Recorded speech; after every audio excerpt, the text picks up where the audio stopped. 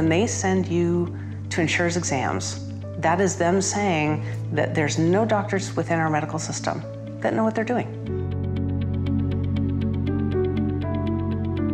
The financial problems that I experienced were very, very stressful. I think it is probably the worst time in my life. It takes a long time to get better. These people need assistance because this is a really difficult thing to go through.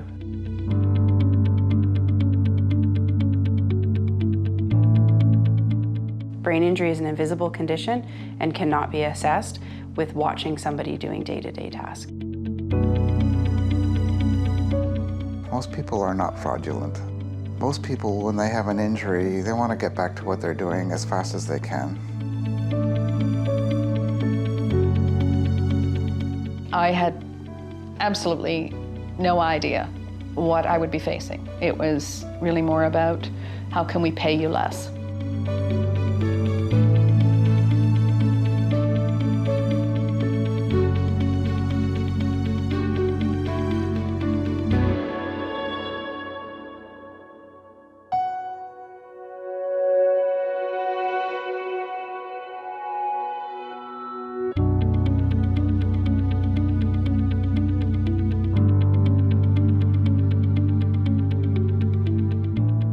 I don't remember the crash. My first clear memory was 9 days after the crash. And it was Gracie's doctor coming in. Sorry. That's the first time it stuck that she was gone.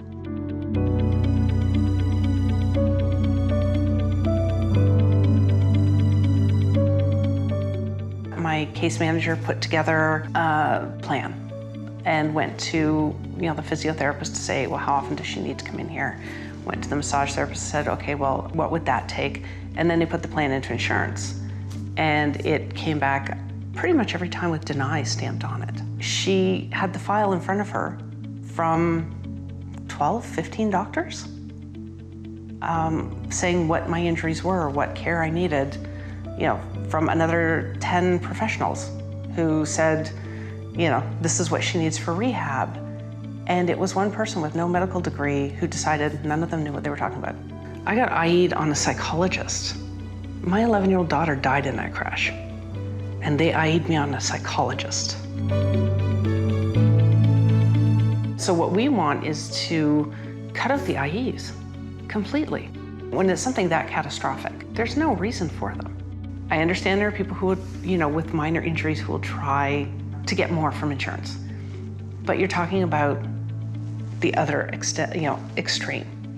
And when it's very clear to anybody who meets you that you need help, I don't understand why they make you fight.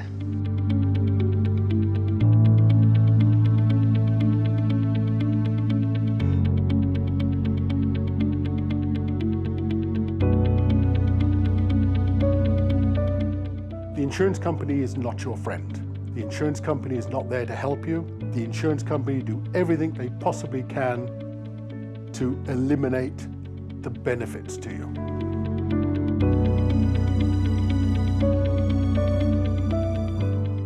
I have no memory of the accident.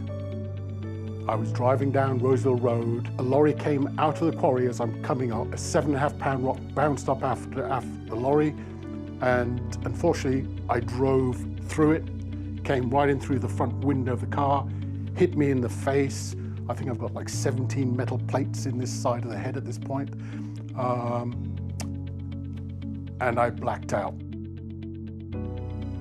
So I was in hospital for a month. I was almost 2 weeks in an induced coma. And during the time I was in the coma, my father was speaking to the insurance about income replacement. And it was the same insurance company that I'd had insurance for many, many years.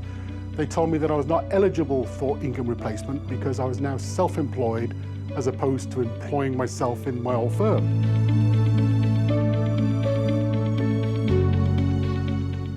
And in the end, my father threatened to take the insurance company to court.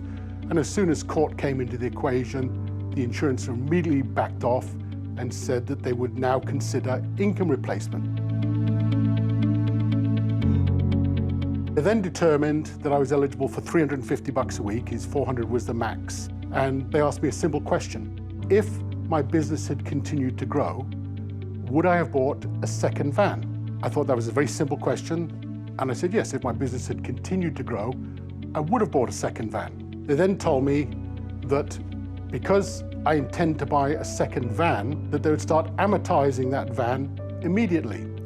So my $350 was immediately reduced by the insurance to $32. So the first 2 years of my accident, while I'm still loopy in the head, I get $32 a week from these people.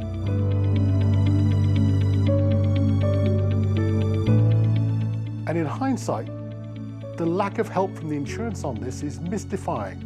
Why did they never once have some kind of expert help me out with a situation or even act interested in my situation? Just once. Never.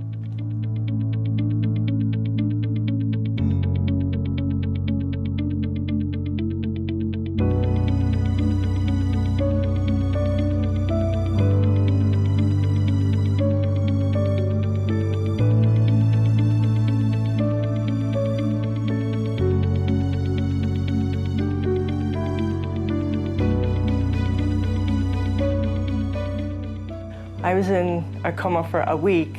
You wake up and you have to assess what's happened to you. Lots of injuries, soft tissue injuries besides breaking my neck. So yeah, there was a lot of recovery work to do, learning to balance again and walk properly. So I went home to physiotherapy and occupational therapy, grief counseling, driver rehab. It was an intense schedule of recovery and exhausting.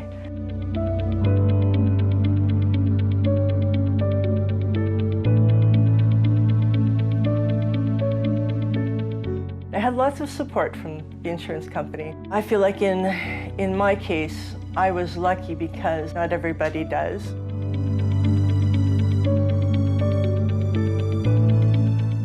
One of the things that I noticed for myself after having been injured this way is that recovering and going to appointments for therapies is exhausting work and full-time work. It's therapy and rest. Therapy and rest, that's all you have time for. For me, I didn't feel close to strong till 2 years after the accident. I see it as a David and Goliath situation with the insurance company and the claimants. It's a big uphill battle for the people who've been severely injured in car accidents to have to prove that they need benefits and support.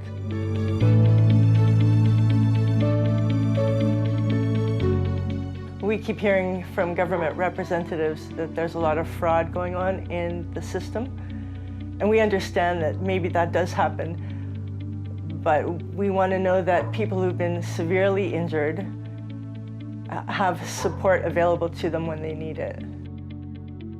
I would like to see the system become more helpful to the people who've been through traumatic accidents rather than protecting insurance companies' bottom line.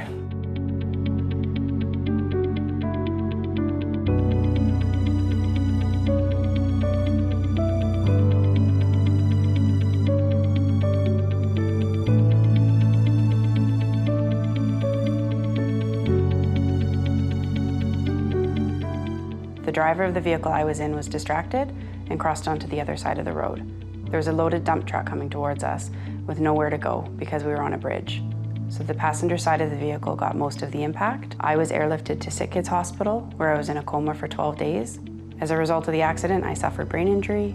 I am legally blind. I have no sense of smell. The list goes on.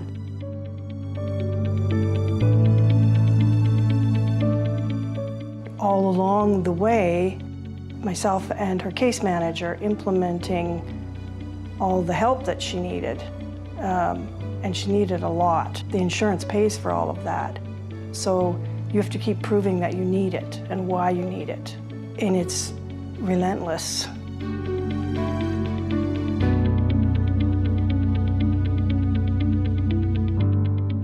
I remember once our lawyer's office phoning me and saying, "You need to warn Ashley that she's probably being watched." And I said, is this legal? And they said, "Oh yes, it's probably been going on for a while." Oh, I saw this individual take their garbage out every morning, so they're fine, they can function. Well, that doesn't represent the social communication struggles that they might have as a result of their brain injury. Feels like an infringement of your privacy. Going forward, I would like to see surveillance being used only for physical conditions and not as an assessment of how someone is doing with their brain injury.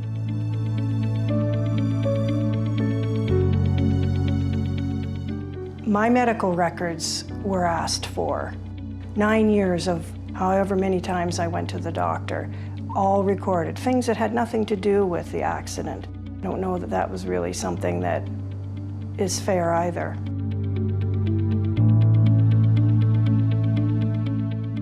Something that you might not be aware of is that the laws around support available for individuals after brain injury has changed, and unfortunately that support is less and harder to receive.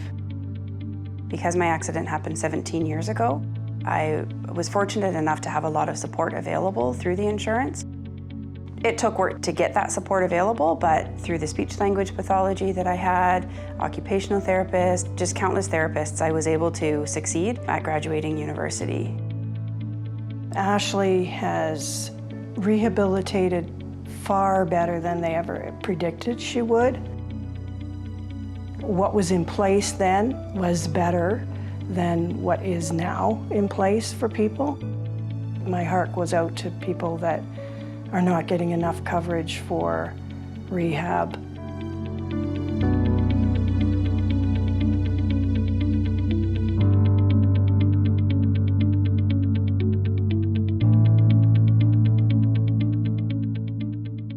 People today don't realize how much money they're going to need for therapy. And with that cut in half to what we even had, that's going to have a huge impact on them.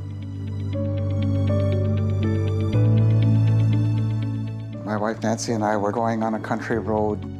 Somebody came through a stop sign and T-boned us. My head must have hit something because there was descalping, and I had brain injury from the impact of the head. When I went into the ICU and saw Dave, he knew who I was, but he had no awareness of an accident or where he was or why he was there. There was initially about a 3-week period where Dave was out of it and just physically present, but not mentally present in any way. And then as he emerged out of that, it was rage at everything. My daughter was trying to tell me something when something else was going on, and I got angry. It seemed like I was angry at her, but I finally figured out that I'm not angry at anybody, I'm angry at myself. For the first 2 years, Dave couldn't even recognize that he had any losses.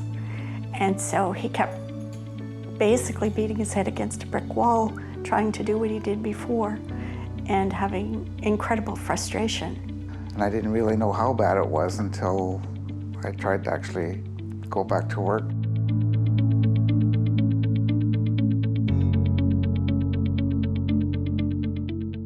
We were very fortunate to have enough money for therapy. If I didn't have that, I don't know where I would be today. I may have lost my family even, because that was crucial to helping me get through that and helping them get through it as well.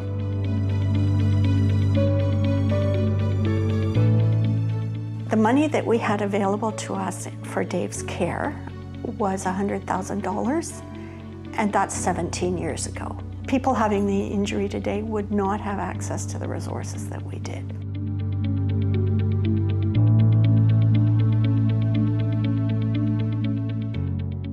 $1 million sounds like a lot of money.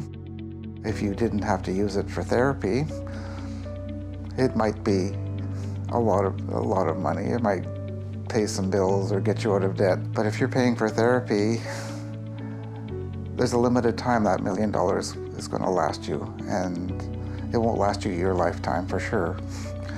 And you need it for your lifetime.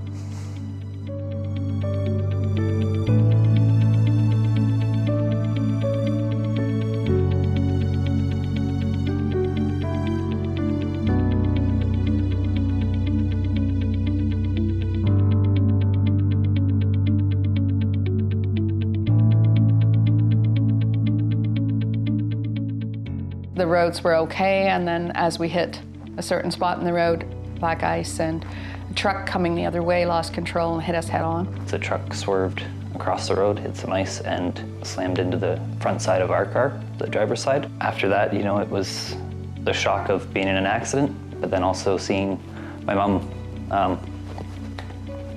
pretty badly beaten up, so it was pretty tough.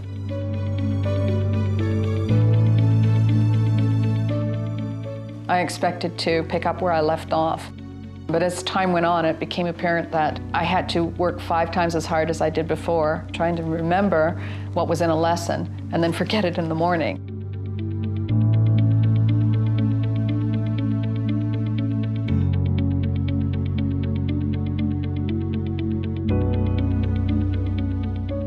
At the mediation, the lawyer that was for the insurance company sort of sat with his arm draped over the back of the chair and looked me up and down while he talked to me and asked me all kinds of questions in different ways to see, I guess, if I would answer it the same way. Being interrogated and being challenged all the time as though what you're saying isn't true is stressful.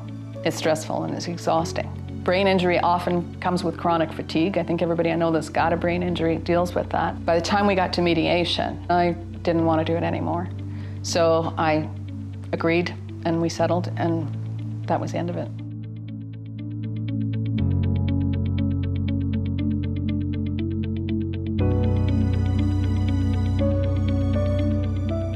They definitely do try to wear you down. I really believe that that's their agenda, that, you know, let's see how soon we can get them to sign off and for the least amount of money as possible. I understand why the insurance companies behave the way they do. I just don't understand why they are allowed to.